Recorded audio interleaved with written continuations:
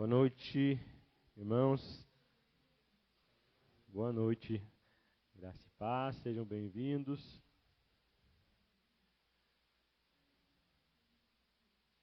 Nós vamos começar já. E eu queria, junto com vocês, agradecer a Deus por esse dia e por a gente estar aqui hoje. Eu acho sempre interessante como que Deus nos traz aqui para esse lugar.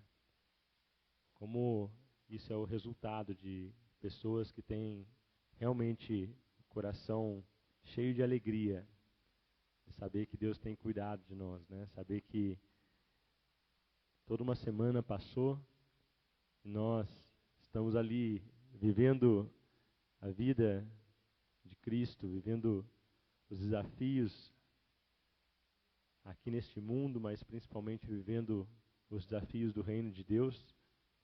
E aqui nós nos encontramos no final de mais uma semana para dizer que o Senhor tem sido fiel e a gente tem realmente essa alegria de ver os nossos irmãos com quem a gente compartilha esses desafios. E aí nós podemos nos animar, poder orar uns pelos outros, né? Estar juntos, se abraçar e a gente louvar o nosso Senhor. Então eu queria orar junto com vocês e agradecer por isso. Bem, vamos orar então. Senhor, muito obrigado, Senhor, por esse dia tão especial, Pai. O dia que o Senhor preparou, Senhor, para que nós pudéssemos estar aqui juntos, Pai. Uma família formada pela Tua obra naquela cruz, Pai. Porque ali o Senhor nos redimiu, Pai. Ali, Pai, o Senhor nos resgatou, Pai. Ali, Pai, o Senhor nos inseriu, Pai, numa nova família, Pai. Família de Deus, Pai. Para que nós pudéssemos, Senhor, como filhos amados, Senhor, perceber, Pai, que a nossa vida tem um propósito pleno no Senhor Jesus, Pai.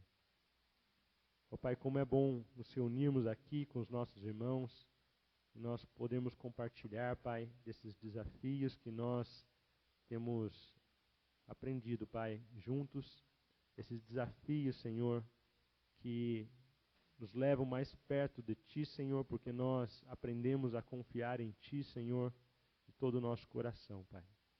Ainda quando nós não vemos uma saída, nós sabemos que os Teus pensamentos são mais altos do que os nossos, Pai. O Senhor nos perdoa, Senhor, a falta de fé tantas vezes, Senhor, para crer que o Senhor já preparou todas as coisas, Pai, porque o Senhor é um Deus que tem um caráter firme, Pai, que não muda, Pai, que é o mesmo em todo o tempo, Senhor. Obrigado por cada vida aqui, Pai, cada um que tem entendido, Pai, o Teu propósito, o Teu chamado para sermos conformados à Tua imagem e sermos Teus discípulos, Senhor. E nos ajuda, Pai, a caminhar, Pai, a lutar, Senhor, esse combate entre carne e espírito, Senhor. Que nós possamos dar bons frutos, Senhor, que agradem a Ti, Senhor. Abençoa cada um dos nossos irmãos aqui essa noite, aqueles que ainda estão por chegar. E nós Te agradecemos porque vamos começar mais uma semana, Senhor. Sabendo, Senhor, que o Senhor é quem nos sustenta, Pai. Que nós possamos ser suporte uns aos outros, Pai. Que nós possamos nos animar, que nós possamos orar juntos, que nós possamos nos alegrar pelos Teus feitos nas nossas vidas, Senhor, em nome de Jesus, meu Pai. Amém, Senhor. Amém.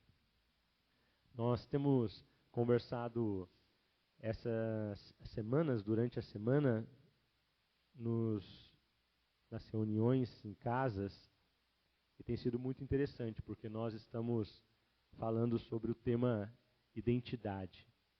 E como é interessante saber que em Cristo nós ganhamos uma nova identidade. Pai, nosso Pai, afirma ou declara uma nova identidade. E aí nós podemos então viver uma vida nova, deixando para trás aquilo que já passou. E essa semana nós vamos continuar esse assunto e nós vamos falar mais um pouco sobre isso. E foi interessante lembrar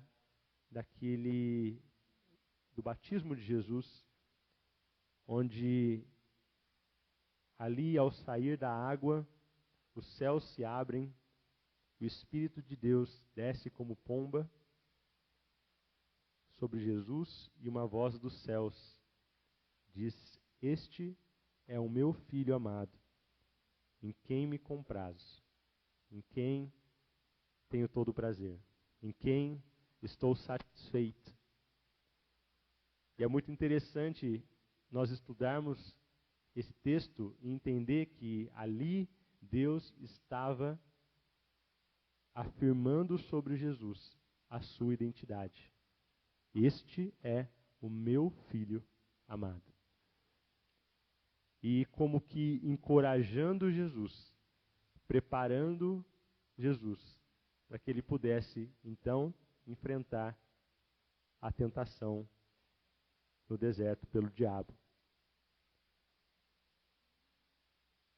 É muito interessante porque, ao ser tentado, Jesus se lembrava, com certeza, do Pai dizendo a ele: Este é meu filho. E porque ele é filho, ele tem essa certeza da identidade. Ele tem a certeza de que todas as coisas estão já preparadas pelo Pai.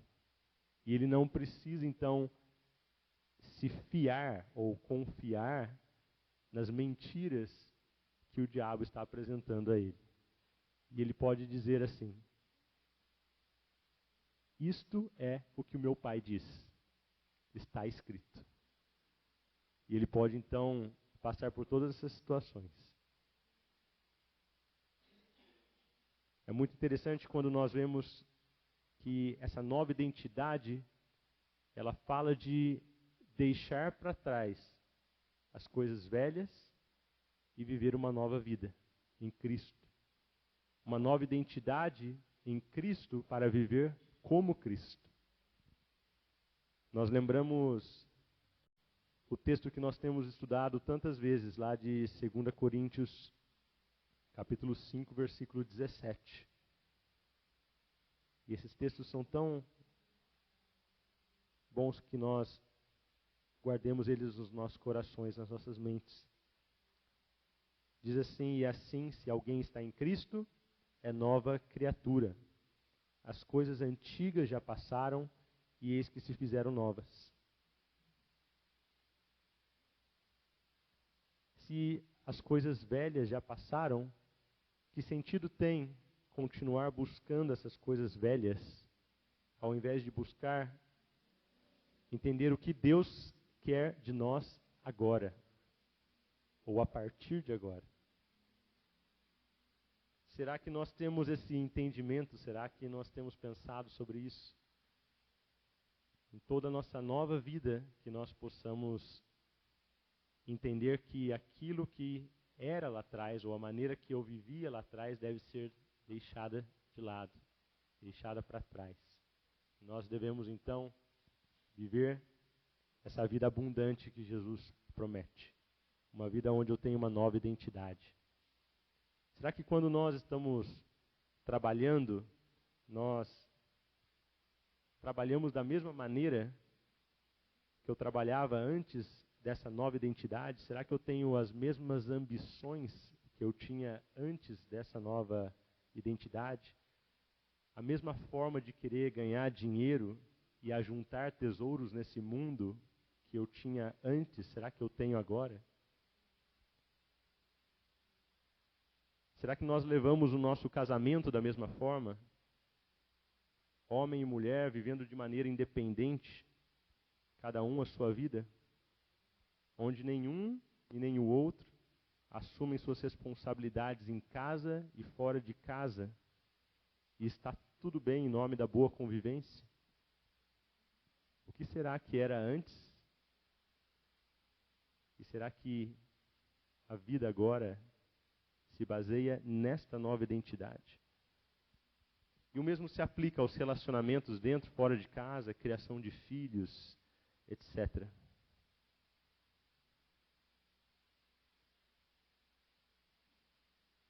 É muito interessante nós pensarmos isso e saber que, com uma nova identidade, nós já não vivemos para nós mesmos.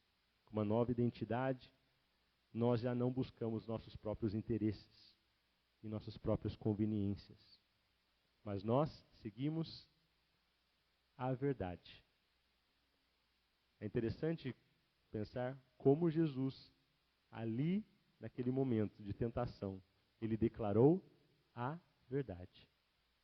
E quantas vezes nós temos falado sobre isso? A palavra de Deus é a verdade. Jesus dizendo que eu sou o caminho, a verdade e a vida. Então que nós possamos refletir. A ideia hoje era trazer essa palavra breve de reflexão, para que nós possamos entender que uma nova identidade exige uma nova maneira de vida. E que nós sejamos desafiados a olhar para as nossas próprias vidas. E como nós temos sido desafiados? Como tem sido interessante. Não deixem de participar desses grupos. Nós sermos desafiados a olhar para as nossas vidas que estamos vivendo hoje mesmo, e nós realmente colocarmos aquilo num projetor, né? Exposto lá na parede, e a gente começar a tirar, deixar de lado todos esses aspectos da vida passada, baseados e firmados nessa nova identidade, sabendo que em Cristo nós temos essa certeza de que o Pai está declarando que você é meu filho. Por causa de ser meu filho, você agora pode viver uma vida nova. E deve viver uma vida nova. Que Deus nos ajude a andar dessa nova forma de viver. E com certeza nós vamos agradar a Deus. Em nome de Jesus. Nós vamos começar agora esse momento de música, louvor, adoração ao nosso Deus. Queria chamar a Lua, a Simone, e nós vamos cantar ao nosso Deus. Com alegria por tudo aquilo que Ele tem feito por nós, aquilo que Ele já conquistou por nós na cruz do Calvário.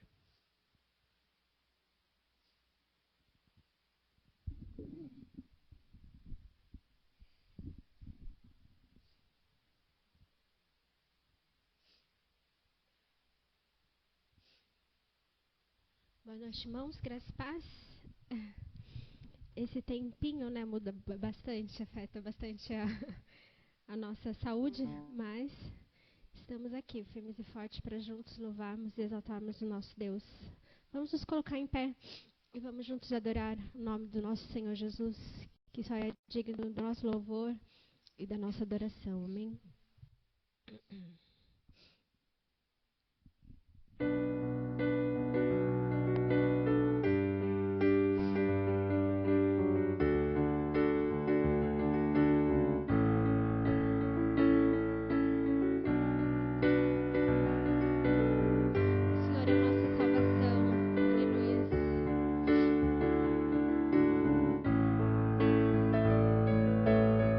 Tu és a minha luz, a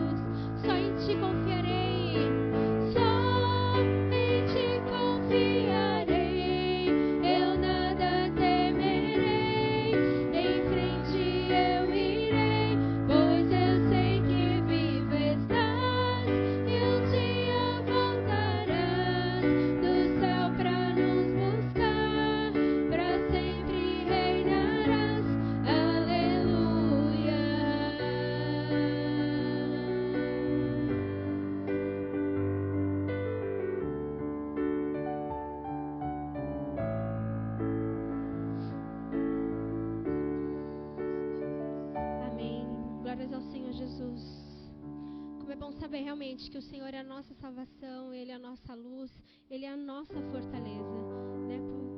Muitas vezes passamos por lutas e por dificuldades, mas o Senhor está sempre ali ao nosso lado, né? Para nos ajudar e nos fortalecer a cada dia.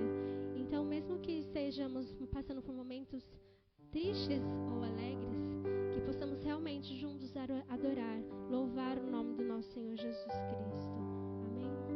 Perto quero estar, Senhor, junto aos teus pés, pois prazer maior não há que me render e te adorar. Que possamos, a cada dia das nossas vidas, realmente nos rendermos aos pés do nosso Senhor Jesus Cristo. Amém?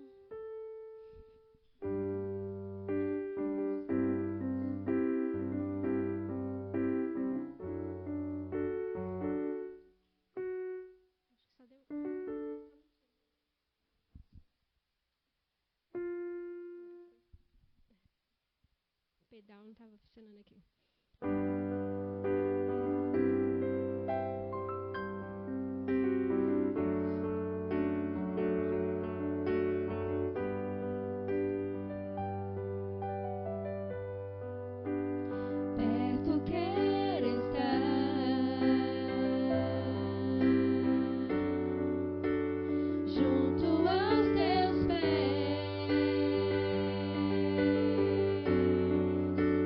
Pois prazer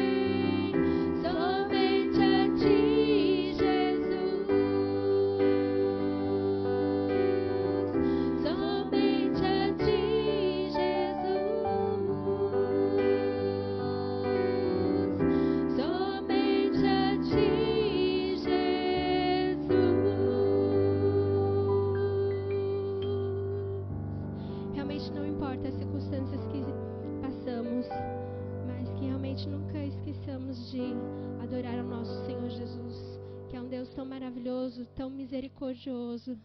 Como diz lá em Salmo 23:6, bondade e misericórdia certamente me seguirão todos os dias da minha vida, e habitarei na casa do Senhor para todo sempre.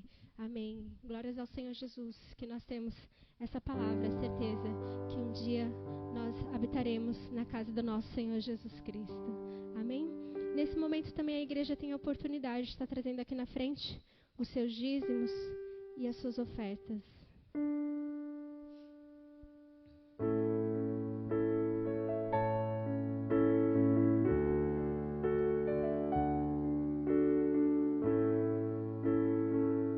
Te amo, Deus, tua graça nunca falha. Todos os dias eu estou em tuas mãos. Desde quando me levanto até eu me deitar, eu cantarei da bondade de Deus.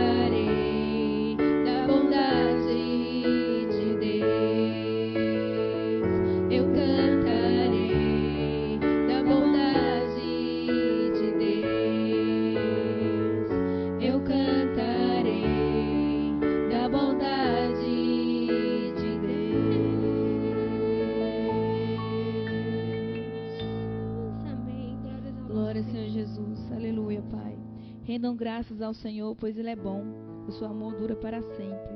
Senhor Jesus, quero te agradecer, Pai. Agradecer o Senhor pelo seu amor, pela tua bondade, Senhor Jesus, pela tua salvação. Pai, mas que nós nos nossos dias, Pai, possamos também ser gratos, Senhor Jesus, pela tua bondade. Que nós possamos ver o teu cuidado, Senhor Jesus, mesmo diante das circunstâncias, Pai. Por mais difícil que seja, Senhor Jesus, por mais doloroso que seja, Pai, nós possamos ver o teu cuidado, o teu amor sobre nós, Pai.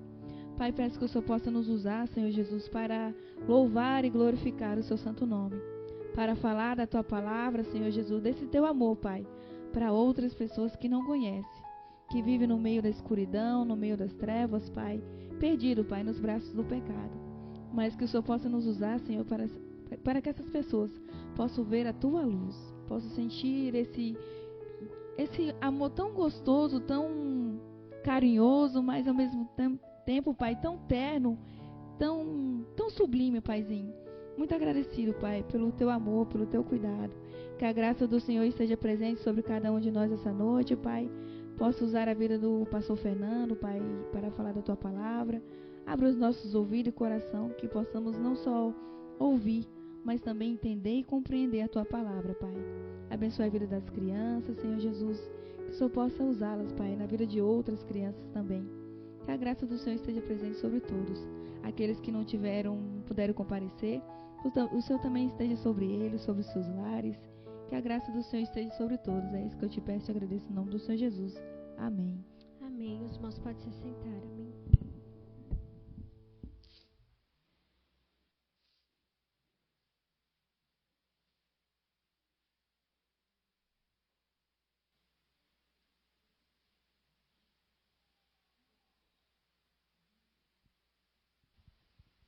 Irmãos, enquanto as crianças estão saindo para a sala de aula,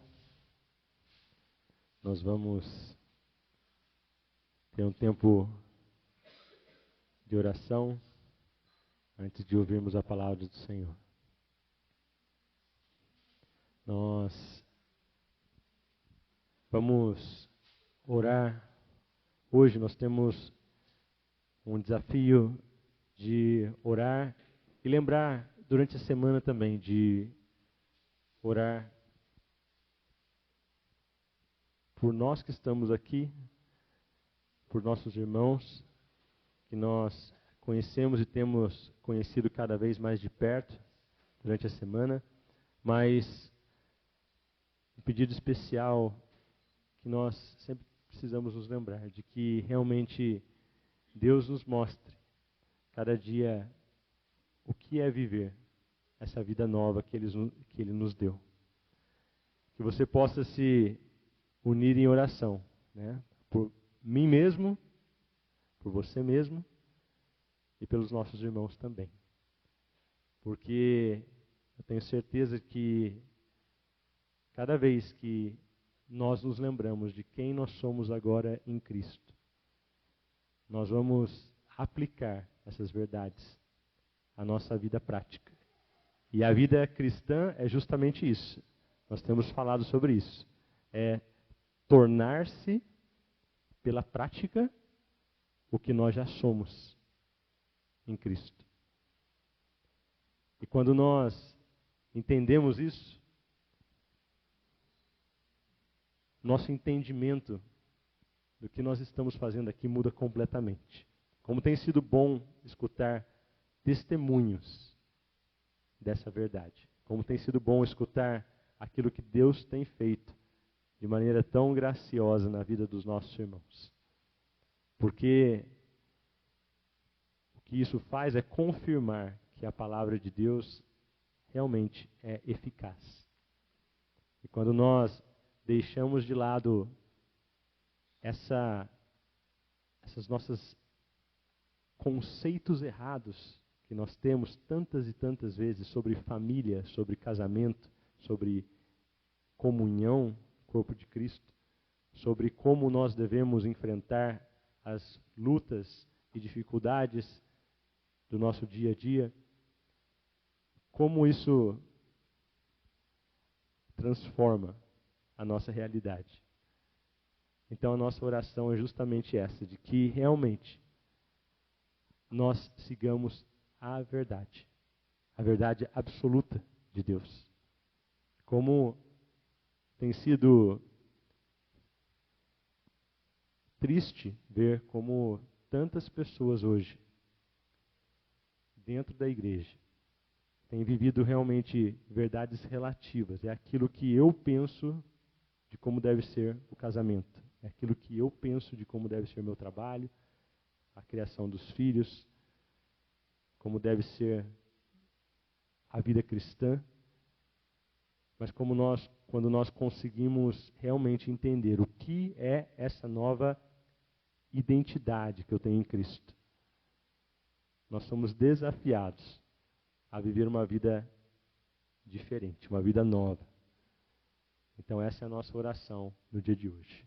E eu queria lembrar também da vida do nosso irmão Lúcio, que está passando por esse momento de prova, de dificuldade, questão da saúde, e orar para que realmente no coração dele ele tenha a certeza de que todas as coisas cooperam para o bem daqueles que amam a Deus.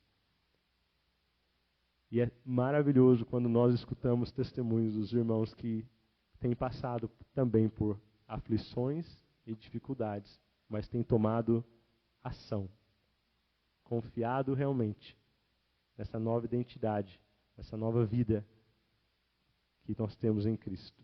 Como tem sido tão animador nós vemos isso.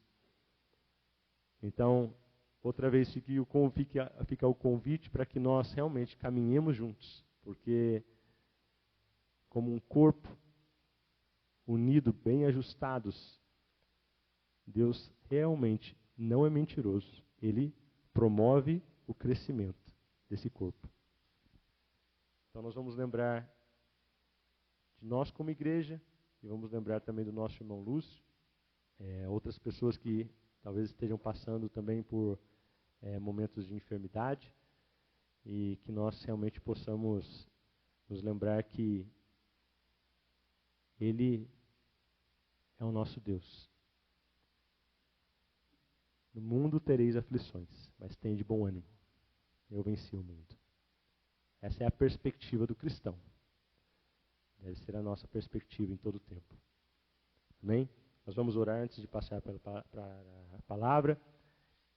E vamos agradecer a Deus por aquilo que Ele tem nos mostrado na palavra. Senhor, obrigado, Pai, mais uma vez, Pai, nós te agradecemos, colocamos diante de Ti, Senhor, as nossas causas. Porque só o Senhor, Deus, conhece os nossos corações. O Senhor, só o Senhor, Deus, é quem nos dá e opera em nós, Senhor, o querer e o realizar. Através do Teu poder, poder disponível aos Teus filhos, poder que nos fez filhos. Obrigado, Senhor, porque a Tua palavra é verdadeira, Pai. Obrigado porque nós podemos deixar de lado tudo aquilo que o sistema desse mundo nos ensina, tudo aquilo que nós mesmos nos ensinamos de maneira incorreta, Senhor. Por acreditar que nós podemos conquistar o Teu favor com a força dos nossos braços. O Senhor nos livra disso, Pai, que nós possamos viver, Senhor, uma vida abundante, Senhor, e isso vai acontecer quando nós estivermos confiados, Pai, naquilo que o Senhor já fez por nós. Obrigado, Senhor, porque o Senhor tem nos mostrado, através da Tua palavra, Senhor, que a Tua obra, ela foi completa e definitiva, Senhor. Não resta mais nada a fazer, Senhor. A não ser, Pai, seguir o caminho aberto por Teu Filho, Pai. Pai, que nós possamos caminhar, Pai, com os nossos olhos postos em Ti, Senhor. Senhor, que é a nossa esperança, o Senhor não nos confunde, Pai. Ó Pai, que nós como igreja, Pai, possamos crescer nos nossos relacionamentos, Senhor. Amar-nos uns aos outros, assim como o Senhor nos amou, Pai. Obrigado porque o Senhor entregou a tua vida por nós, Pai. Nós realmente não temos nada de nós mesmos, Senhor. Nos ensina isso, Pai, e que nós tenhamos certeza, Pai, de que a tua força, Pai, nós podemos viver essa vida aqui nesse mundo, Pai. Batalhando, lutando e vencendo, Pai, pela força e poder do teu Espírito Santo, Pai. Então nos guia, Senhor, nos guia à verdade, Pai. A tua palavra é a verdade, Pai. Consola os nossos corações, Pai. Nós sabemos que vivemos tempos difíceis, Senhor, mas o Senhor venceu o mundo, Pai. E nós colocamos, Senhor, todos os nossos pensamentos diante de Ti, Pai. Ó Pai, que nós não pensemos muito de nós mesmos, Senhor. Mas que a nossa mente, Pai, seja renovada, Pai. Nosso espírito do nosso entendimento seja renovado, Senhor, pela Tua palavra, Pai. Para que nós possamos experimentar a Tua boa, agradável e perfeita vontade, Pai. Que as nossas vidas sejam entregues todos os dias, Senhor, como sacrifício vivo, Senhor, santo, agradável ao Senhor, Pai. Que o Senhor se alegre de nós, Pai. Que nós possamos ser aprovados, Senhor. Pai, muito obrigado, Senhor, porque eu sei que o Senhor tem renovado as nossas forças, eu sei que o Senhor é um Deus de eternas misericórdias, Pai. As tuas misericórdias não têm fim, Senhor. São a causa de não sermos consumidos, Senhor. Ó Pai, renova, Senhor, nosso espírito, Pai. Renova, Senhor, a alegria de te servir, Pai. Aqueles que estão aqui, aqueles que estão em casa nos ouvindo, Senhor. Aqueles que não puderam estar à noite aqui, Pai. Pai, como é bom te servir, Pai. Pai, como é bom, Senhor, saber que o Senhor nos toma debaixo das tuas asas, Senhor. E cuida, Senhor, de cada detalhe das nossas vidas, Senhor. Que nós nunca, Senhor, tenhamos que pensar em fazer aquilo que o Senhor já fez, Pai. Porque nós não podemos. Porque não somos dignos, Pai.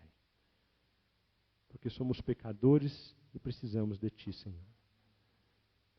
Senhor, nos ajuda, Pai. Que a Tua palavra faça efeito nas nossas vidas, Pai. Ó Pai, desperta, Pai, a mim, desperta aos nossos irmãos, e que nós possamos todos os dias, Pai, nos colocar diante de Ti, nos prostrarmos diante de Ti, Senhor, e deixar para trás as coisas velhas, Senhor. Obrigado, Senhor, porque a Tua vida é que nos deu vida. Obrigado porque nós somos nova criação em Ti, Senhor. Tudo se fez novo, Pai. Ó Pai, nós Te rogamos pela vida do nosso irmão Lúcio, Pai. Pai, em nome de Jesus, Pai, que o Teu poder, Pai, restaure cada célula do corpo dele, Pai. O Senhor tem todo o poder, Pai. O Senhor é aquele, Pai, que curou feridos, curou cegos, fez mudos falarem, Senhor. Ressuscitou mortos, Pai. E esse mesmo poder, Pai, é o que opera em nós, Pai. Pai, que o nosso irmão Lúcio, Pai, ele seja renovado, Pai, também no seu entendimento, Pai. Que ele possa, Senhor, sentir todo o vigor, Pai. A Tua palavra, Senhor, que é verdadeira, Senhor, e que restaura os ossos, Pai. Obrigado, Senhor, porque tem sido uma alegria, Pai, compartilhar com o nosso irmão Lúcio, Pai, tudo aquilo que nós temos aprendido, Pai. Que cada vez mais, Senhor, ele tenha coração alegre, Senhor, junto com a Neuzinha, Pai. Que ele possa, Senhor, exaltar, Senhor, e celebrar, Senhor, a vida nova que ele tem no Senhor, Pai. Não considerando, Pai, as circunstâncias desse mundo, Pai. Mundo que jaz no maligno, Senhor. Corrompido pelo pecado, Pai. Mas que a cada dia, Pai, ele possa estar firmado, Pai, em Ti, Senhor. Senhor, que é nosso refúgio e fortaleza, socorro bem presente no dia da angústia, Pai. Pai, em nome de Jesus, Pai, que Ele experimente cura, Pai, emocional, espiritual, Pai, física, Pai, do seu corpo, Pai. Que Ele possa, Senhor, simplesmente, Pai, conviver com aquilo que Ele está passando, Senhor, alegremente, Pai. Que Ele possa estar satisfeito no Senhor, Pai. E deixar de lado, Senhor, tudo aquilo que causa embaraço, Senhor. Em viver uma nova vida, Pai. Em viver uma vida plena, como o Senhor nos chamou para viver, Pai. Abençoa, Pai, os nossos irmãos aqui, em toda parte do mundo, Pai. Abençoa, Pai, o pastor Rodrigo, a Marina, Pai, no Egito, Pai. Em todo o seu trabalho, Pai. Que eles se alegrem também no trabalho, sabendo que o trabalho no Senhor não é vão. Abençoa a vida também do pastor Luiz, que esteve hoje de manhã, pela manhã aqui conosco, Pai. Dando, Pai, a ele clareza da Tua palavra, Senhor, ousadia, Pai, no Teu Espírito Santo, Pai, para tomar decisões sábias, corretas, diante de Ti, Senhor. E que a Igreja Cristã Evangélica seja uma igreja, Senhor, em primeiro lugar, onde as pessoas que aqui estão aprendam de Ti, Senhor, que é manso e humilde de coração, Pai. Nós sejamos pessoas que reflitam o Teu caráter, Senhor, e nós possamos impactar, Senhor, gerações, que nós possamos impactar, Senhor, pessoas que estão longe de Ti, Pai. Que nós possamos, Senhor, responder corretamente aquilo que o Senhor coloca diante de nós, Pai, em nome de Jesus. E que a Tua palavra essa noite, Pai, confronte os nossos corações. Trabalha, Senhor, nos nossos corações. Que nós tenhamos corações humildes, quebrantados diante de Ti, Pai. E abençoa nessa nossa semana que vai estar começando hoje. Que seja uma semana abençoada, Senhor. Uma semana que nós possamos chegar, Senhor, no próximo domingo, olhar para trás e ver como o Senhor tem sido fiel, Pai. Como o Senhor tem compromisso, Senhor, com aqueles que têm compromisso contigo, Pai. Pai, que nós sejamos obedientes, Pai. E que nós agrademos ao Senhor em nome de Jesus. Amém, Senhor. Amém. Pastor.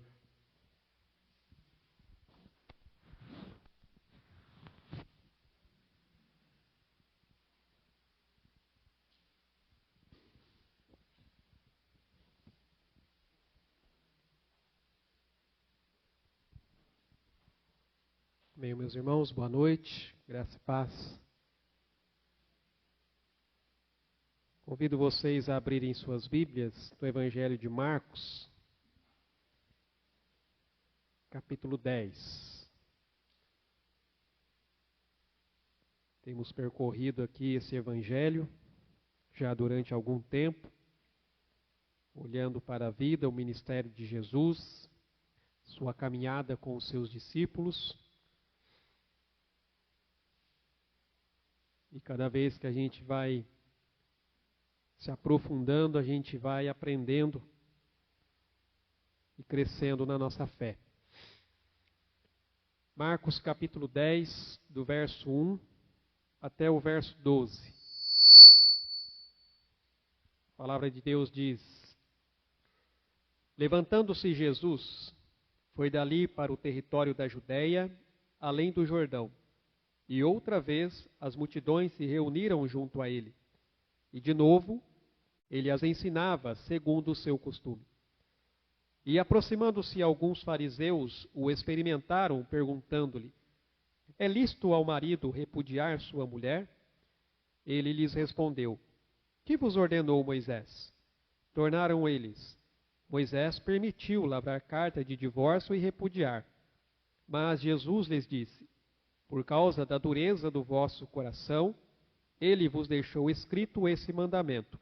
Porém, desde o princípio da criação, Deus os fez homem e mulher. Por isso, deixará o homem a seu pai e mãe, e unir-se-á à sua mulher. E com sua mulher serão os dois uma só carne. De modo que já não são dois, mas uma só carne. Portanto, O que Deus ajuntou, não separe o homem. Em casa, voltaram os discípulos a interrogá-lo sobre este assunto. E ele lhes disse: quem repudiar sua mulher e casar com outra, comete adultério contra aquela. E se ela repudiar seu marido e casar com outro, comete adultério. Muito bem, meus irmãos e irmãs, depois de ensinar aqui os seus discípulos sobre a questão da humildade e também sobre as exigências aqui do discipulado, Jesus agora deixa ali a chamada região da Galileia. Os evangelhos de Marcos e também de Mateus nos diz que Jesus foi ali para o território da Judéia, além do Jordão. Ou seja, ele foi para a região chamada Pérea, uma região que também era governada ali por Herodes Antipas. E se você deve se lembrar bem, tem acompanhado aqui a mensagem, Herodes Antipas era filho de Herodes o Grande, um dos filhos de Herodes o Grande, que foi ali depois da morte de Herodes o Grande, dividido então as terras ali entre os seus filhos para governar. Esse Herodes Antipas é aquele que mandou decapitar João Batista, e nós vamos ver que isso é importante, inclusive, para o relato aqui narrado pelo evangelista Marcos. Eu coloquei aqui no mapa apenas para os irmãos entenderem. Nós temos aqui a divisão das regiões governadas ali pelos filhos de Herodes. A região verde lá em cima é a região governada por Filipe.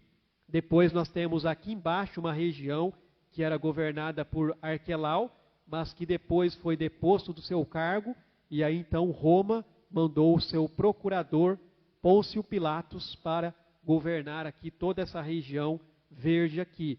E a região ali em laranja é a região então governada por Herodes Antipas. Jesus então sai ali da Galileia e vai descer agora para Jerusalém, passando então por essa região conhecida como Pérea.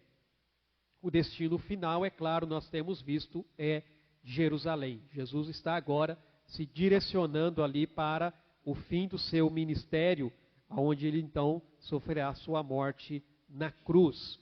Irmãos, o ministério ali na região da Pérea assemelha-se muito com o ministério que Jesus desenvolveu aqui na região da Galileia, onde Jesus aqui, ele parece não procurar mais se retirar das multidões. Lembre-se que Jesus ele teve um período de retiro com os seus discípulos, quando ele se dirigiu principalmente lá para Cesareia de Filipe, uma região gentia, onde ele teve ali a sua transfiguração, que nós entendemos aconteceu no Monte Hermon, mas aqui novamente ele começa ali a andar no meio das multidões. E por onde ele passa, é claro, as multidões então o seguem.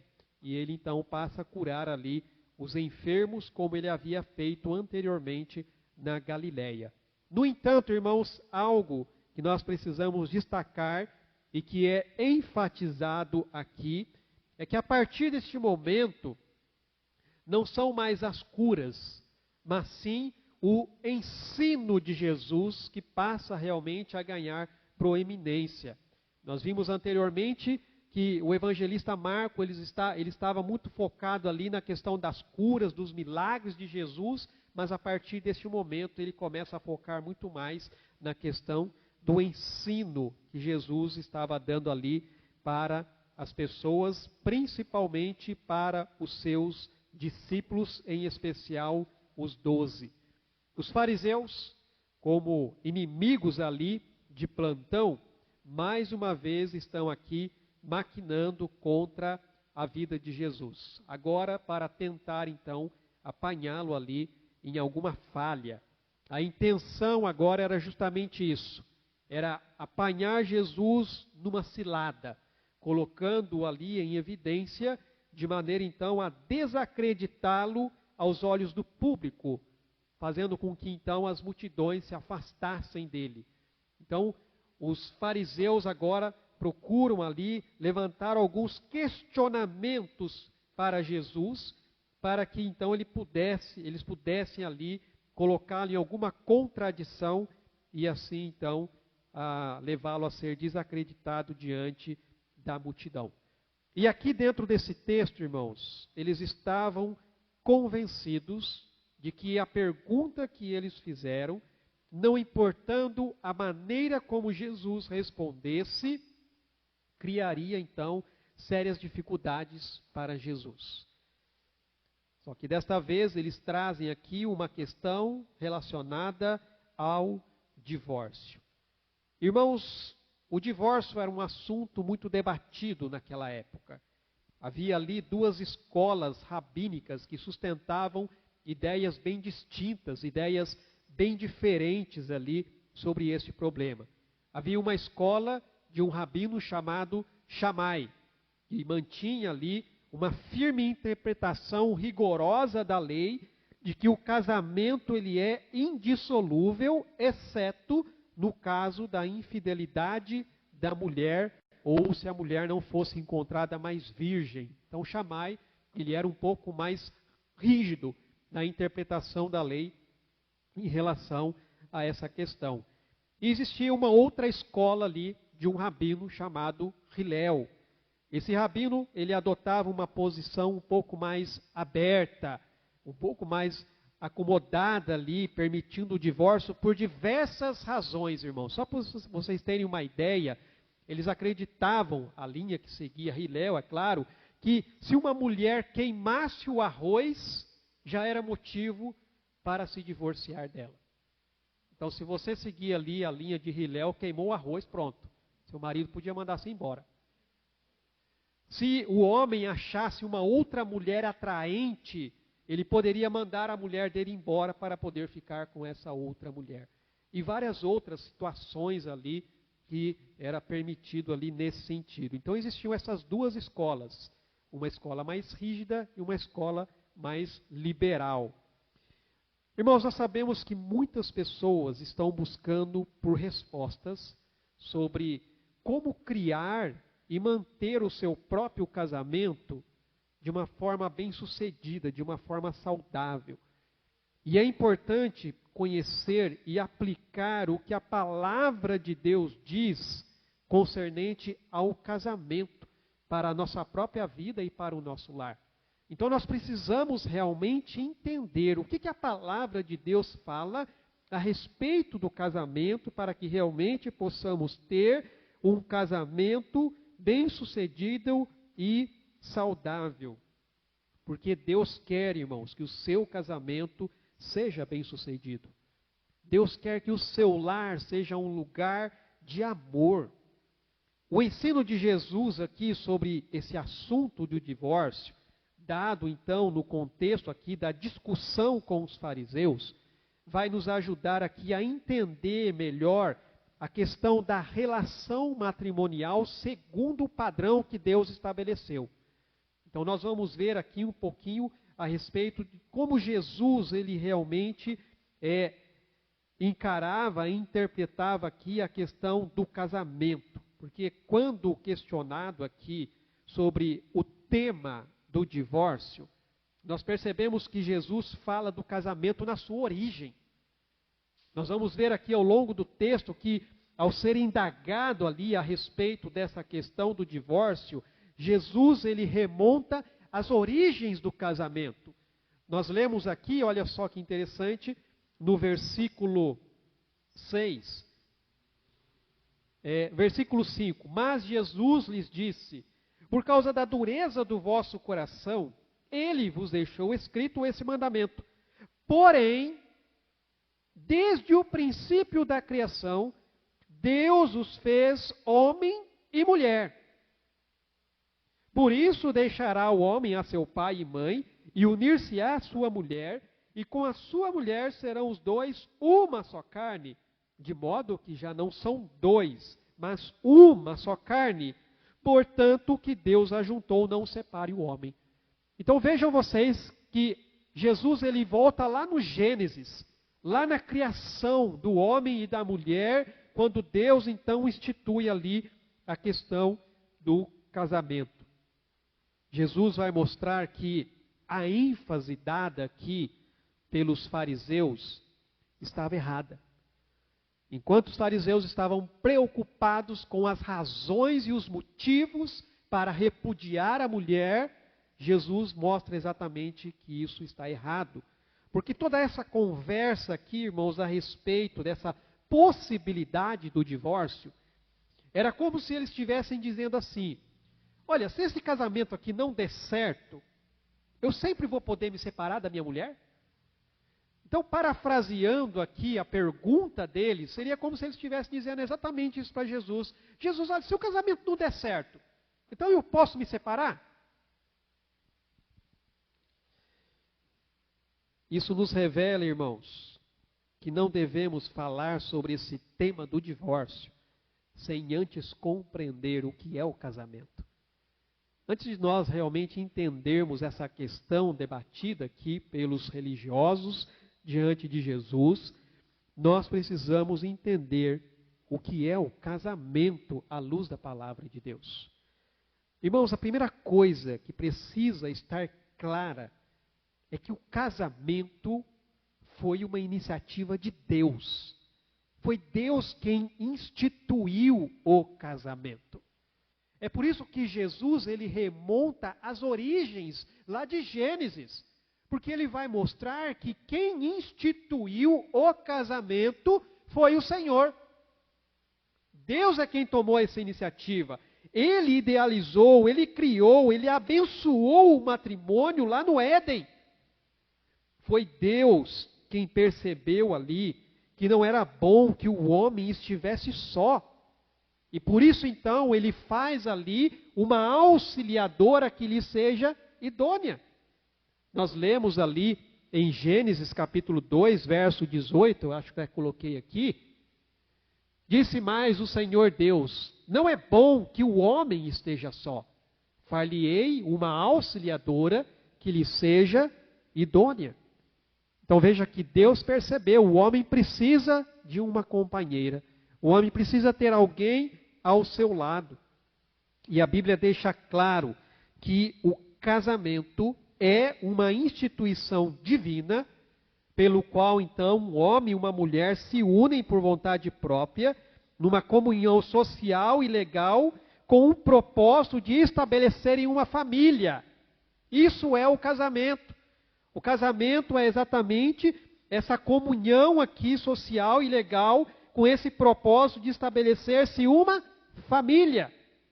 Jesus mesmo destaca isso aqui, quando ele diz aqui, olha só: por isso deixará o homem a seu pai e mãe, e unir-se-á a sua mulher, e com sua mulher serão os dois uma só carne.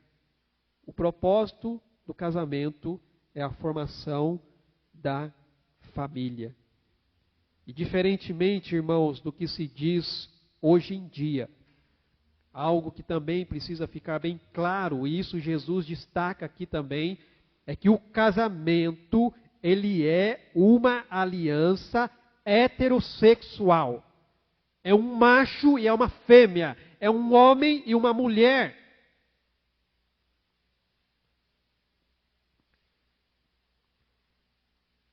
Casamento é algo ordenado e selado por Deus. Então, no plano original do Senhor, não existe bigamia. Um homem casar-se com duas mulheres, uma mulher ter dois homens. Não existe poligamia. Não existe união homoafetiva. Não existe troca de parceiros. Não existe, irmãos, qualquer outra forma de união marital além daquela que o Senhor instituiu. Casamento é a união entre um homem e uma mulher, um macho e uma fêmea. O que nós vemos hoje em dia é a distorção do que é o casamento.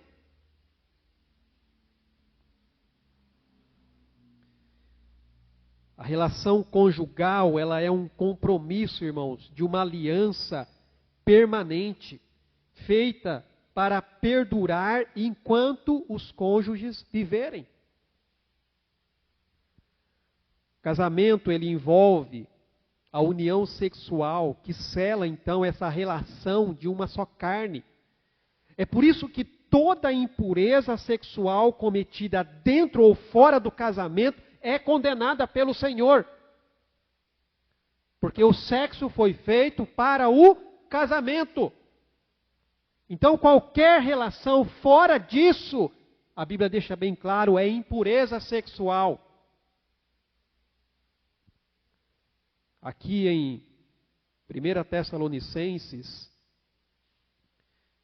capítulo 4, o apóstolo Paulo, escrevendo aqui à igreja, ele vai dizer o seguinte,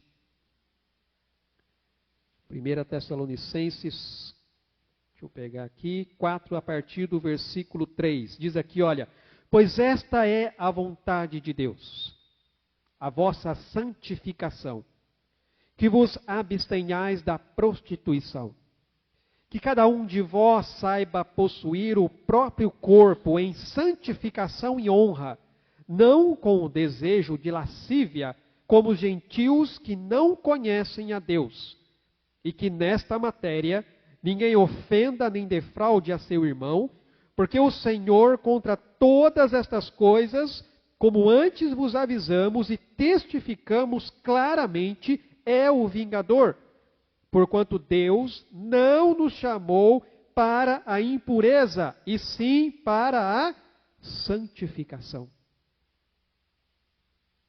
O sexo fora do casamento estabelece uma relação superficial, sem a devida intenção e compromisso que deve ali acompanhar essa relação de aliança instituída e abençoada por Deus.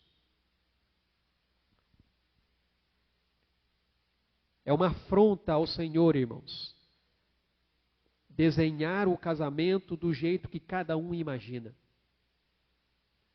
Porque ele não é uma criação humana. O casamento é uma criação de Deus.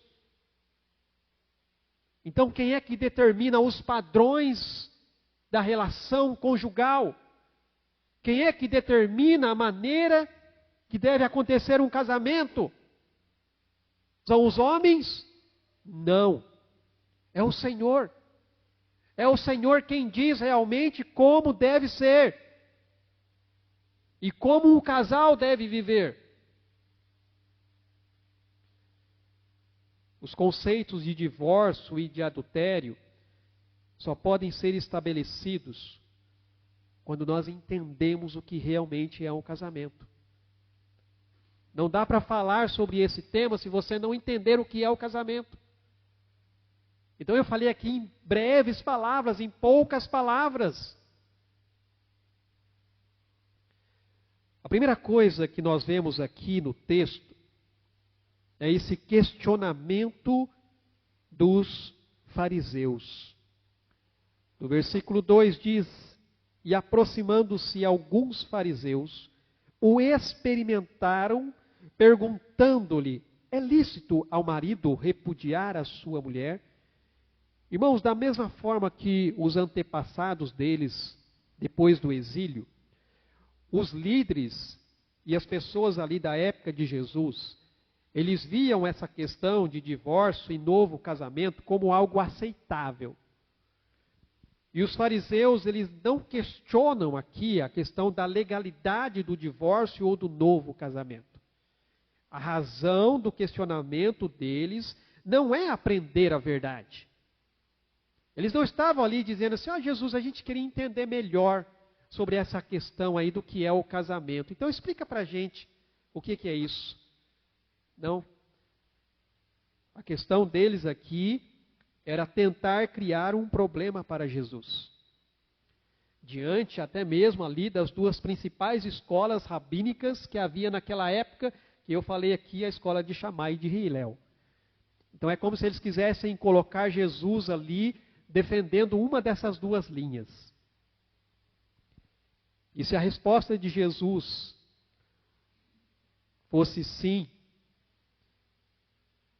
eles acusariam Jesus de estar promovendo a desintegração da família e atentando contra os direitos da mulher. Então, se Jesus respondesse sim, é permitido. Mas se Jesus respondesse não, eles acusariam Jesus de contrariar a concessão dada por Moisés e ainda, irmãos, colocaria Jesus numa situação de um perigo muito extremo aqui, porque lembra que eu falei qual é a região que ele estava andando ali? A região onde governava o rei Herodes, que mandou decapitar João Batista porque questionava o casamento dele com Herodias. Então, de alguma forma, eles estavam ali querendo também colocar Jesus contra Herodes. Quem sabe a gente não faz Herodes decapitar Jesus também?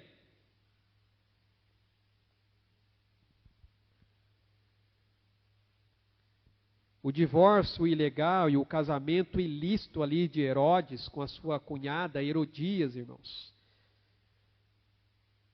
Os fariseus instigavam ali Jesus a ter talvez a mesma atitude de João.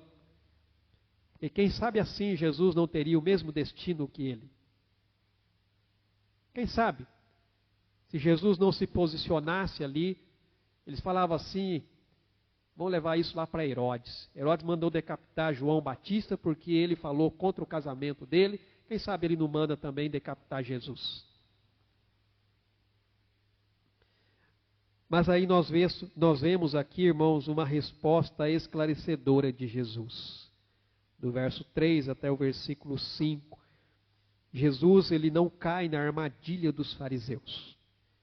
Jesus responde à pergunta deles com outra pergunta. Olha que interessante, Jesus não responde diretamente. Jesus joga uma outra pergunta para eles. Jesus diz aqui, olha, o que vos ordenou Moisés? Vocês estão questionando, então, a questão lá de Moisés ter permitido, mas o que foi que realmente ele disse? Então, nós vemos aqui que Jesus, respondendo com outra pergunta, ele abre a porta para a verdadeira interpretação sobre essa concessão de Moisés acerca do divórcio. E como eu disse, Jesus então leva os fariseus de volta à palavra de Deus na sua origem. Jesus leva os fariseus a realmente refletirem não sobre a questão da lei dada por Moisés, mas sim o que foi instituído por Deus.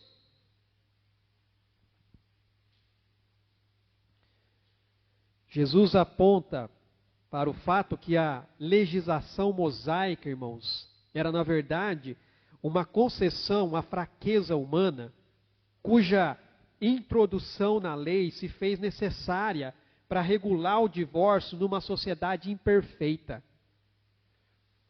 Então, o que Moisés fez, na verdade, ali, foi arrumar a bagunça que estava acontecendo. Porque os homens se separavam por qualquer coisa. E naquele contexto, irmão, somente um homem podia pedir o divórcio, a mulher nunca podia pedir o divórcio. Somente um homem podia repudiar a mulher. A mulher não podia fazer isso. E eles mandavam as mulheres embora de qualquer maneira. Então estava virando uma bagunça aquele negócio lá. Aí Moisés, sabendo que isso já estava acontecendo, institui ali uma lei como concessão. Vamos botar ordem na casa aqui. Vocês querem realmente se divorciar, então façam dessa maneira. Porque senão vocês vão começar a contaminar a terra aqui.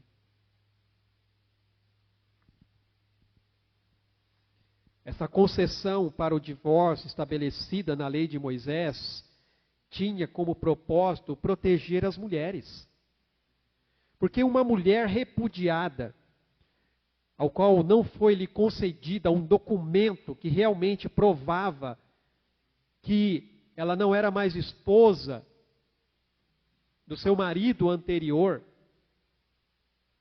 se ela assumisse um novo relacionamento, ela estaria cometendo um adultério, indo contra a lei de Deus.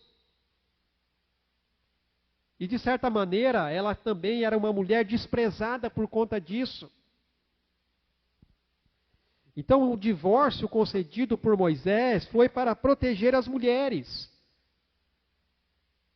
Não foi para conceder ali que eles pudessem se separar, muito pelo contrário, é para impedir que eles fizessem isso.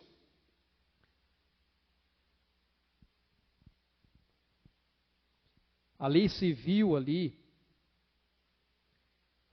protegeu as mulheres que naquela cultura estavam completamente vulneráveis e muitas vezes eram condenadas a viver sozinhas e desamparadas.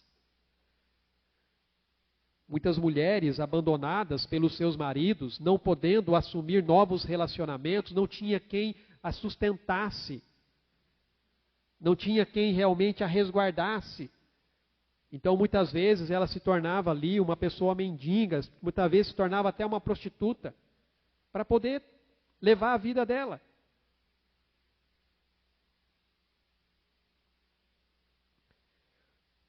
Então nós vemos que o casamento foi instituído por Deus, mas o divórcio não. O casamento, ele foi ordenado por Deus, mas o divórcio não. O casamento é aquilo que agrada a Deus, mas o divórcio não. Irmãos, Deus ama o casamento, mas Ele odeia o divórcio. E apesar do divórcio ser possível, como vai dizer lá no Evangelho de Mateus, aqui, Marcos, ele não coloca o que é conhecido como a exceção, mas Mateus coloca uma exceção para que haja um divórcio, que é o caso da infidelidade conjugal, ou qualquer relação ali de impureza sexual. Mateus coloca essa concessão. Marcos não. Mas apesar de pensar que era possível no caso da infidelidade conjugal, ele não é compulsório nem obrigatório. Nós precisamos entender, irmãos, que o divórcio, ele só floresce no deserto árido da insensibilidade e falta de perdão. Nós precisamos entender, irmãos, que o divórcio é uma conspiração contra os princípios estabelecidos por Deus. O divórcio, ele é consequência do pecado, ele não é uma expressão da vontade de Deus. Nós podemos dizer que o divórcio é a apostasia do amor.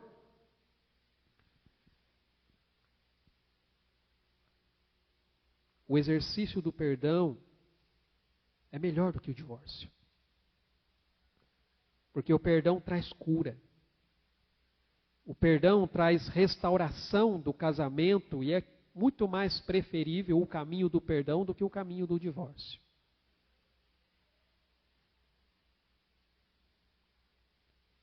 Aqui Jesus traz uma explicação necessária. Então, primeiro ele traz aqui uma resposta esclarecedora. E depois ele fala sobre uma explicação necessária, a partir do versículo 6 até o versículo 9 aqui. Enquanto que os fariseus ali estavam enfatizando a questão da concessão mosaica, Jesus enfatizava o princípio. Ou seja, que o marido e a esposa são e devem continuar sendo um. O plano divino que une aqui um homem e uma mulher em casamento, irmãos, enquanto eles vivem, remonta ali justamente à criação e à instituição do casamento lá no Jardim do Éden.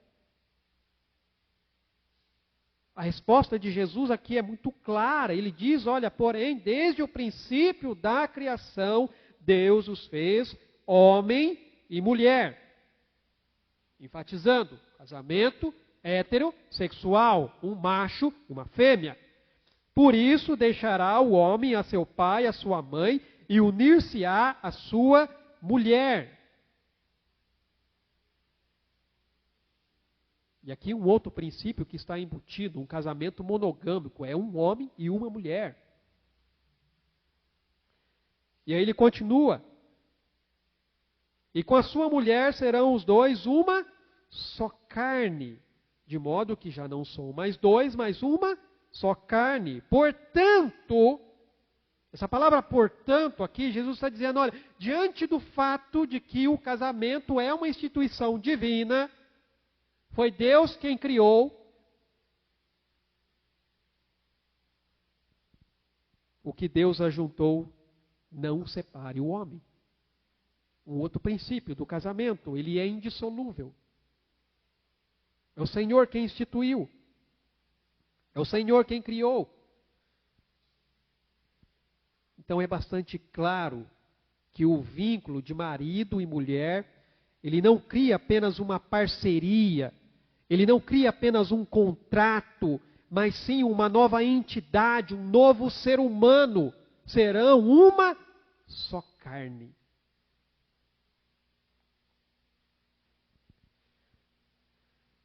Aqueles que estão ansiosos por se divorciarem, em geral, ignoram esse fato do que é ser uma só carne. Irmãos, o casamento envolve duas pessoas indissoluvelmente ligadas entre si pelo voto matrimonial, seguindo então unidas em mente, vontade, espírito, corpo e emoção. Já não são dois, agora é um. E os dois caminham juntos ali, como uma só pessoa diante de Deus. Então, romper o vínculo matrimonial quebra o vínculo familiar, trazendo vários danos, tanto para a vida do homem e da mulher, quanto dos frutos desse casamento, que são os filhos.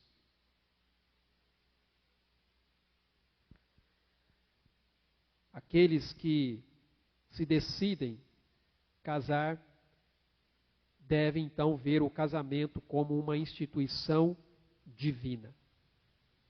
Um estado no qual eles devem conduzir agora a si mesmo, de tal maneira que essa união verdadeira, que Jesus fala de ser uma só carne, que envolve justamente essa união sexual, que é unir-se à sua mulher, é também uma união intelectual, moral e espiritual. E que não somente se estabelece, mas que vai sendo ali cimentado cada vez mais firmemente. Cada vez que os dois vão caminhando juntos, essa relação ela vai progredindo, ela vai se aprofundando e a união ela vai crescendo e não diminuindo.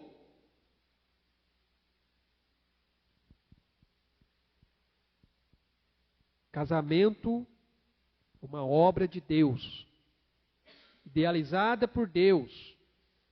Irmãos, o problema não é o ideal deixado por Deus. Esse não é o problema.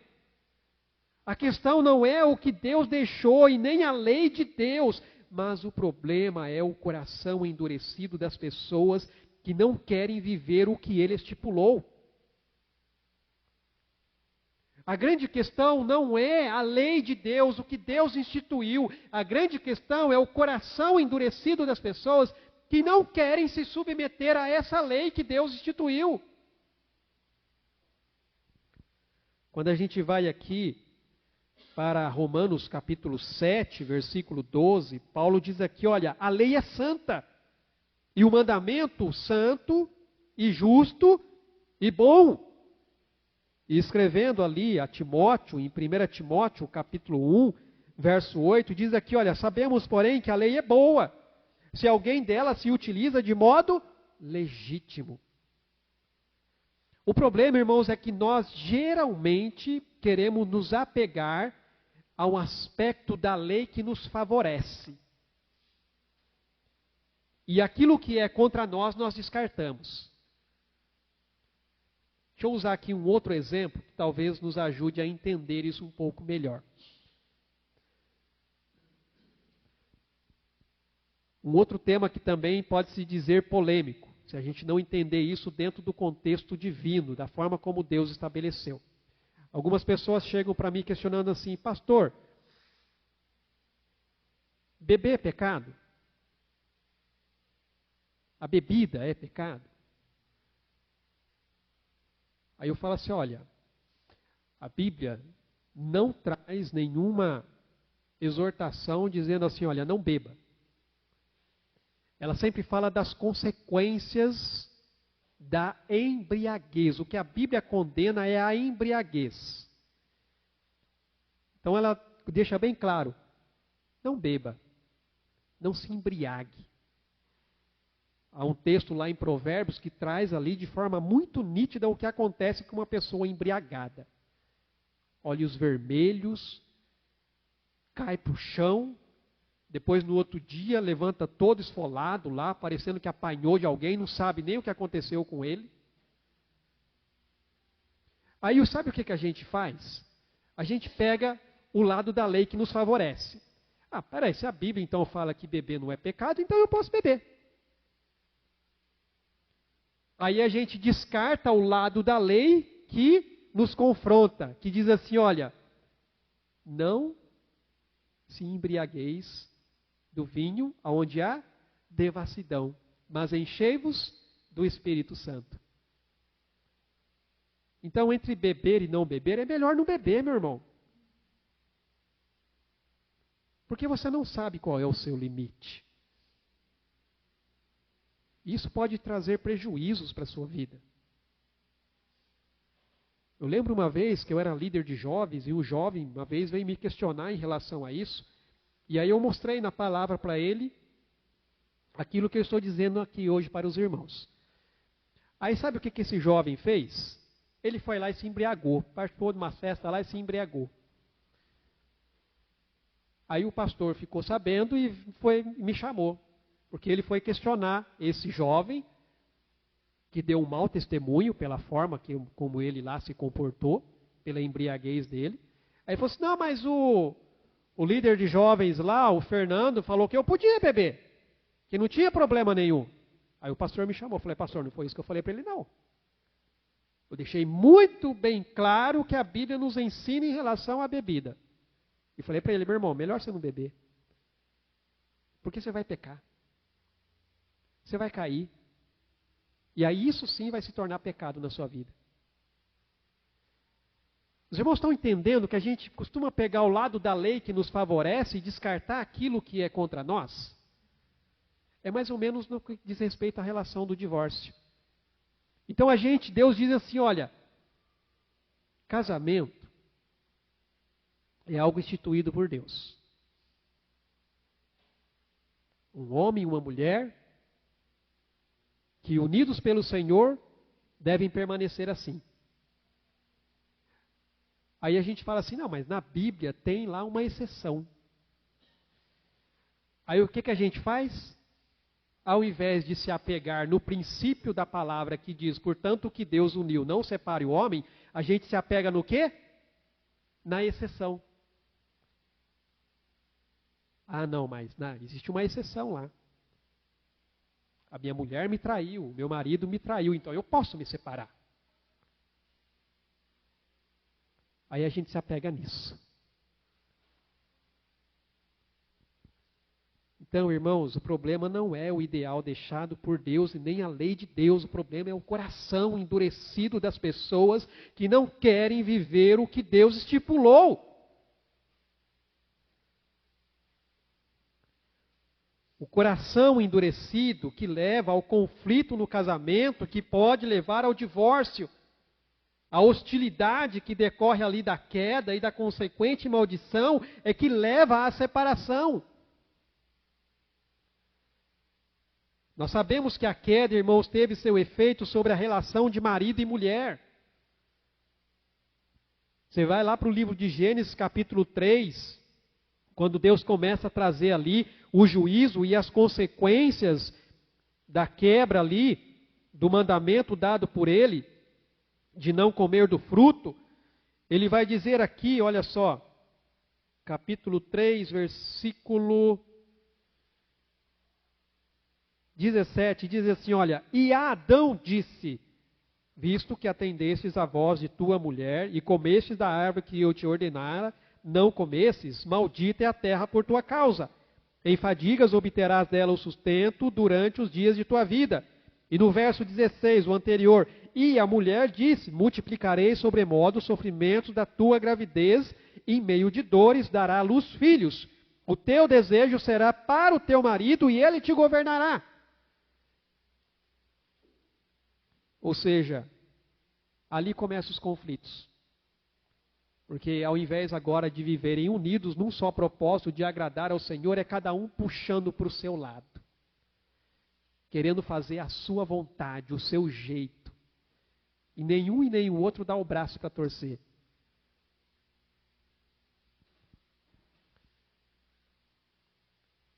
Antes da queda, irmãos, Adão e Eva estavam livres ali de desacordos, trabalhando em conjunto da missão de governar a terra e multiplicar-se. Foi isso que Deus ordenou. Dominem sobre os peixes do mar, dominem sobre os animais da terra, dominem sobre tudo, e cresçam e multipliquem-se. Essa era a missão dada por Deus a eles. E eles viviam dessa maneira. Eles complementavam-se perfeitamente, viviam juntos em harmonia, como corregentes ali da criação. Mas depois da tentação por Satanás e a queda, essa perfeita harmonia foi quebrada para eles e todos os outros casais que vieram depois deles. Esposas agora procuram ser independentes da autoridade de seus maridos. Procuram querer dominar o relacionamento e impor sua vontade sobre eles. Em contrapartida, maridos buscam suprimir a revolta das suas esposas contra a sua autoridade, muitas vezes de forma dura, displicente e arbitrária. E este conflito regular entre dois pecadores, vivendo intimamente juntos, produz então essa animosidade que leva ao divórcio. Eu não suporto mais essa mulher, eu não suporto mais esse homem, eu quero me separar.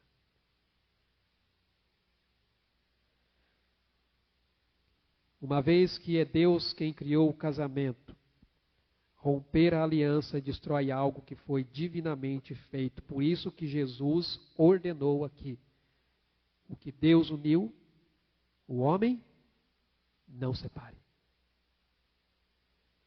E por fim, Jesus traz um alerta indispensável.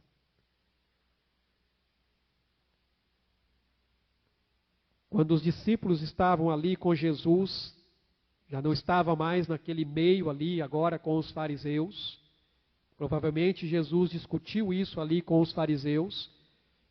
Os discípulos ficaram matutando na cabeça, dizendo assim: peraí, eu quero entender melhor esse negócio aí que Jesus falou lá por esses líderes religiosos, porque isso aí não é do jeito que eu estou pensando, não.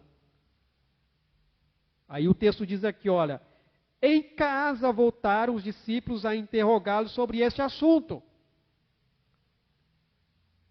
E aí qual foi a resposta de Jesus? Quem repudiar sua mulher e casar com outra, comete adultério contra aquela. E se ela repudiar a seu marido e casar com outro, comete adultério. Veja que novamente Jesus é enfático. Irmãos, os fariseus e os outros no dia de Cristo ali, eles estavam tão longe do padrão de Deus para o casamento, que eles estavam ali, como eu disse, se divorciando das suas esposas por qualquer motivo. Por isso que para os discípulos foi difícil aceitarem esse ensino. Marcos, ele é sucinto aqui, mas quando a gente vai, por exemplo, aqui no Evangelho de Mateus, capítulo 19, que traz esse mesmo relato, olha só o que o texto vai dizer aqui. Versículo 9. Eu, porém, vos digo, quem repudiar sua mulher, não sendo por causa de relações sexuais ilícitas, e casar com outra, comete adultério. E o que casar com a repudiada, comete adultério. Lembre-se que quem podia pedir divórcio era só o homem, não a mulher. No Evangelho de Marcos, ele coloca que tanto o homem quanto a mulher poderiam pedir o divórcio. Porque lembre-se que Marcos estava escrito para um público romano, que entendia esse conceito de uma outra maneira diferente do judeu.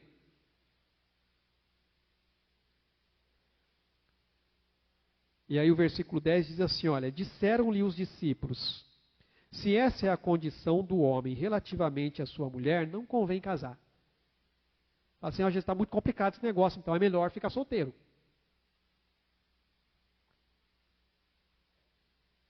E aí Jesus vai dizer, olha, é difícil para alguns entenderem isso.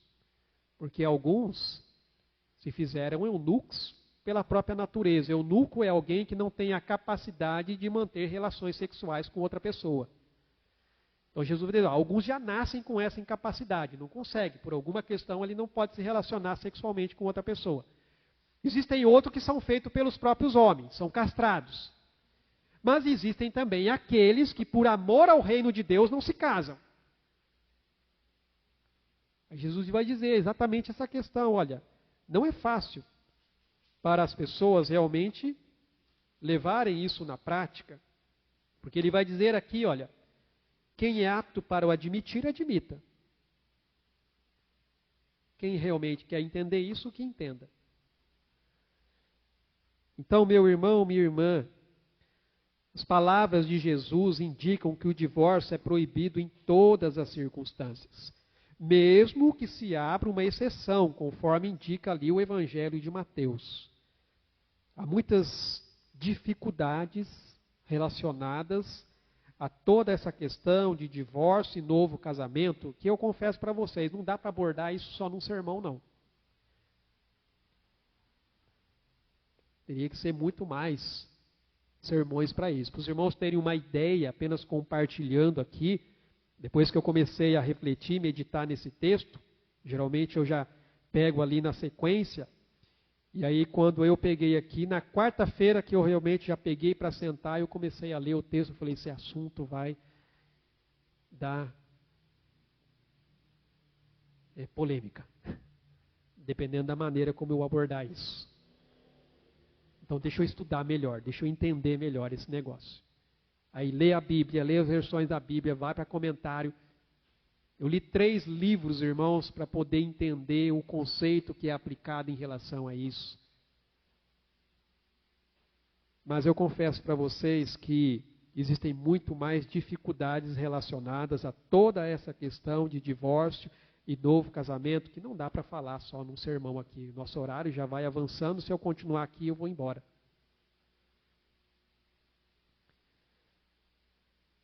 As pessoas, na verdade, criam esses enredos complexos de casamentos, irmãos, que eu confesso para vocês, exige a sabedoria de Salomão para poder desembaraçar tudo isso.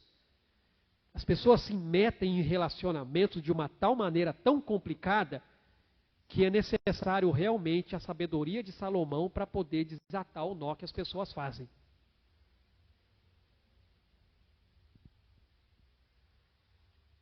Mas o ensino de Jesus veio para colocar um certo esclarecimento sobre esse tema.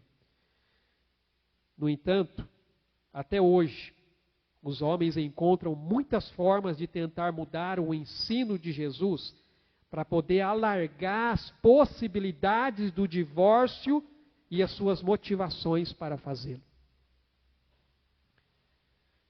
Então, se existe uma exceção para o divórcio, conforme Mateus relata no seu evangelho, muito mais importante do que a exceção é a regra de que o casamento deve ser mantido da forma como Deus estipulou.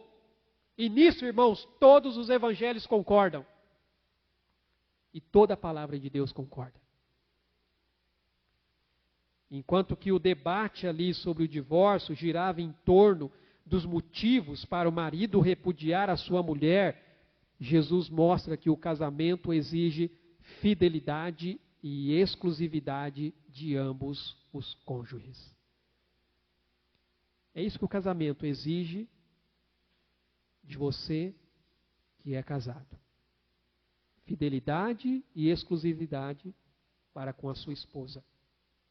Fidelidade e exclusividade para com o seu marido. Eu sempre costumo compartilhar e dizer para as pessoas assim, olha, existe mulher mais bonita do que a minha esposa nos padrões do mundo? É claro que existe, irmão. Mas dentre todas as mulheres, e hoje já acredita-se que somos 8 bilhões de pessoas no mundo, eu escolhi ela para viver a minha vida com ela. Então, exclusividade e fidelidade para com ela. Posso me apaixonar por qualquer outra mulher na minha vida? Posso, se eu me deixar ser levado pelo meu coração. Se eu me deixar ser levado pelos meus sentimentos, pelo meu coração, de repente eu não estou vivendo muito bem com a minha esposa, eu não estou vivendo muito bem com ela em casa. Mas eu tenho lá alguém no trabalho com o qual eu começo a criar uma certa afinidade. Eu tenho lá alguém nos meus relacionamentos com quem eu começo ali a criar um certo vínculo. E aí começa a nascer um certo sentimento no coração que começa a colocar em dúvida o quê? Será que realmente eu amo a minha esposa? Pensando bem, acho que eu não amo ela não. Você consegue perceber isso? Se eu me deixar ser levado pelos meus sentimentos e pelo meu coração, eu posso me apaixonar por qualquer outra mulher, assim como a minha mulher pode se apaixonar por qualquer outro homem. Por isso que a palavra diz que a gente tem que fazer o quê? Guardar o nosso coração na palavra de Deus. E não ser deixado levado pelos seus sentimentos, pelas suas motivações.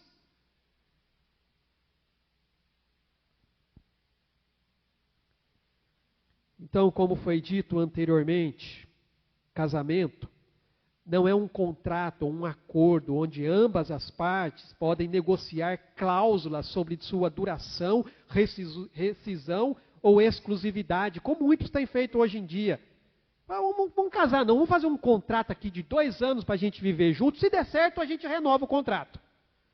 Senão a gente cancela o contrato ali, rescinde o contrato e pronto, vai cada um para o seu canto. Irmãos, casamento não é isso. A grande verdade é que nem mesmo os papéis dos cônjuges são estabelecidos por acordo ou negociação. Porque o casamento, eu volto a frisar, é algo instituído por Deus. Então quem é que determina como deve ser um casamento? Sou eu? Sou você? Não, é Deus. Então, quando um homem e uma mulher entram em aliança, eles aderem a uma instituição cujo funcionamento foi determinado pelo Senhor. Então, irmãos, eu não creio de forma alguma que Deus se alegre com o divórcio. Pelo contrário, a palavra diz, Deus odeia o divórcio.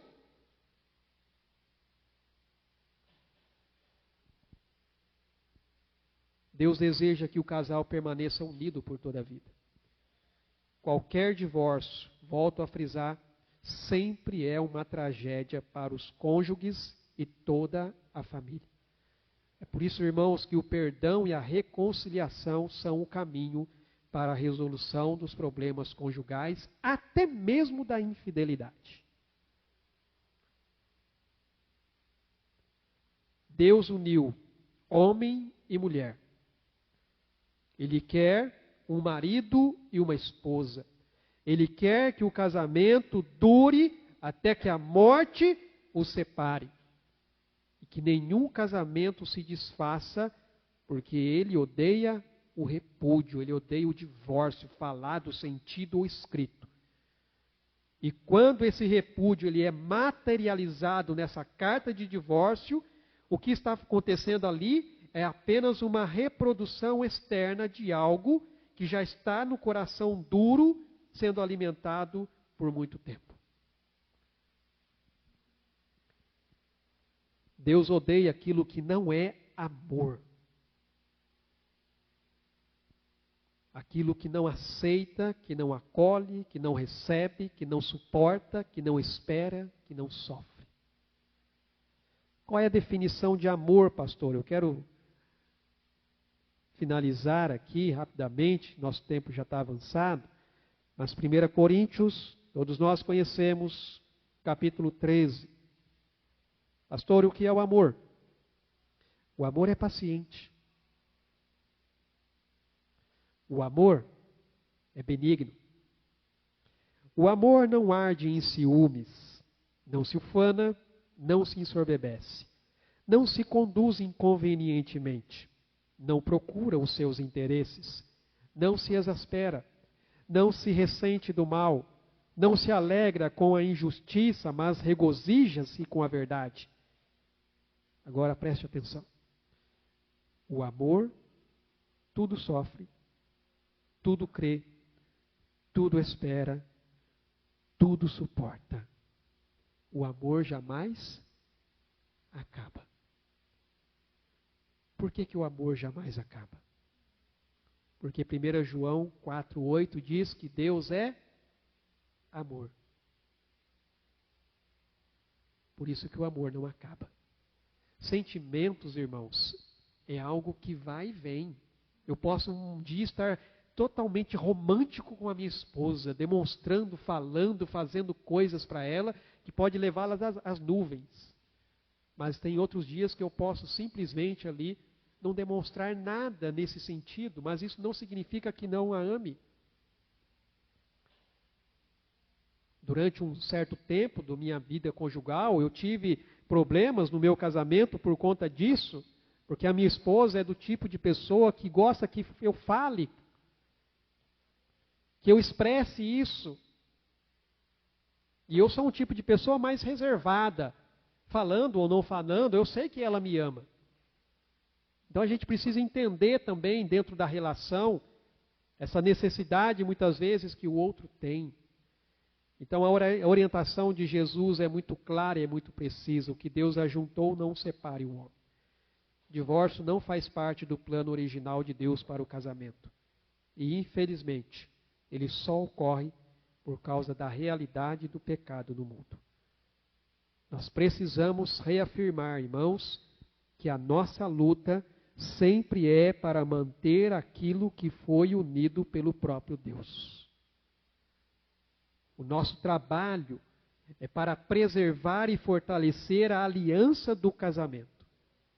Porque, afinal de contas, a palavra diz que digno de honra entre todos é o matrimônio, assim como o leito sem mácula, pois aos devassos e adúlteros Deus os julgará. Então, se você realmente quer verdadeiramente viver para Deus e agradá-lo em toda a sua vida e no seu casamento, então consagre a sua vida ao Senhor, consagre o seu casamento a Ele. Marido, ame a sua esposa, como a palavra diz, como Cristo amou a igreja e a si mesmo se entregou por ela. E maridos, submetam-se às vossas mulheres, submetam-se aos vossos maridos como ao Senhor. E cada um em particular ame sua própria mulher como a si mesmo, e a mulher respeite o marido, porque isso é bom e agradável diante de Deus. Que o Senhor nos ajude nesse sentido, a entendermos realmente o que é o casamento à luz da palavra de Deus e buscarmos fazer isso. Existem, como eu disse, outras implicações no que diz respeito à questão do divórcio, mas não dá para tratar tudo isso só no sermão de uma noite. Vamos orar? Pai, eu te louvo, ó Deus, e te agradeço mais uma vez por esse tempo que nós passamos aqui, ó Deus, de louvor e adoração ao teu santo nome. Sou grato ao Senhor, ó Deus, pelo manifestar da tua graça sobre as nossas vidas. Obrigado, ó Deus, pela unção e pela direção do teu Espírito Santo, nos conduzindo em cada ato, em cada momento deste culto, ó Deus. E obrigado pela tua palavra. A palavra, ó Deus, que nos orienta, a palavra que nos direciona, a palavra, ó Pai, que nos confronta, ó Pai, e nos revela a tua vontade. Ó Deus, que o Senhor nos ajude, ó Deus, a sermos obedientes a essa palavra em todas e qualquer circunstância da nossa vida, principalmente, ó Deus, naquilo que nós tratamos aqui nessa noite, no que diz respeito ao nosso casamento, aos nossos relacionamentos, que realmente possamos entender, compreender, ó Deus, o propósito do Senhor sobre tudo isso. E que nisso o Senhor nos ajude. Em nome de Jesus. É o que eu oro agradecido. Amém, Senhor Deus. Muito bem, irmãos. Eu quero passar só um aviso aqui. No próximo sábado nós temos um encontro de mulheres que não é bem um encontro, vai ser o chá de bebê da Manuela, está chegando aí, né, a filhinha do Doni e da Patrícia. Então, se você quiser saber mais a respeito, é só falar com a irmã Marta, ou com a Luciane também, que estão organizando aí o próximo sábado, aqui na igreja, às 18 horas, tá bom? Chá aí de bebê da Manuela, que vai estar sendo aí organizado e que vai acontecer então. Tá? E também, irmãos, sobrou algumas coisas do nosso café da manhã. Nós tivemos hoje pela manhã o pastor Luiz César, presidente, o atual presidente da nossa denominação aqui conosco, e aí a gente fez um gostoso aqui café da manhã.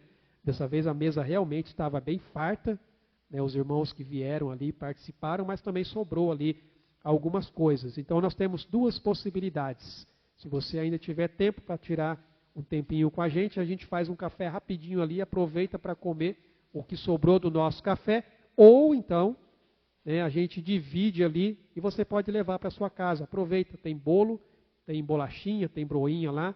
Se você quiser, pode também levar aí para sua casa. Então temos essas duas opções. A gente pode ficar aqui um tempinho, aproveitar um pequeno momento também da comunhão, assim como nós tivemos hoje pela manhã, ou então leva para você tomar no seu café da manhã. Amanhã tem bolo ali e tem também algumas outras coisas que a gente pode estar compartilhando e dividindo. Tá bom? Vamos nos colocar de pé, vamos orar e vamos agradecer ao Senhor. Pai, muito obrigado a Deus por este culto, muito obrigado a Deus por este tempo que nós passamos aqui. Somos gratos ao Senhor, ó Deus, pelo manifestar do Teu Espírito Santo aqui em nosso meio, ó Deus, conduzindo as nossas vidas, ó Pai, segundo o Teu querer e a Tua vontade. Ó Deus, que o Senhor nos conceda uma semana abençoada, Deus, na Tua presença. Que realmente possamos a cada dia mais estarmos conduzindo as nossas vidas, ó Pai, segundo o Teu querer, ó Deus, e a Tua vontade. Nós Te louvamos por isso, ó Deus, e Te agradecemos em nome de Jesus. E que a graça de Deus, o nosso Pai, o amor de Jesus, o Filho, e as ricas consolações do Teu Espírito Santo, seja com o Teu povo, ó Deus, que se reúne neste local e em toda a face da terra, até aquele grande dia, o dia em que nós estaremos para sempre com o Senhor. Em nome de Jesus. Amém, Senhor Deus. Deus abençoe, amados. Tenha uma semana na presença do Senhor.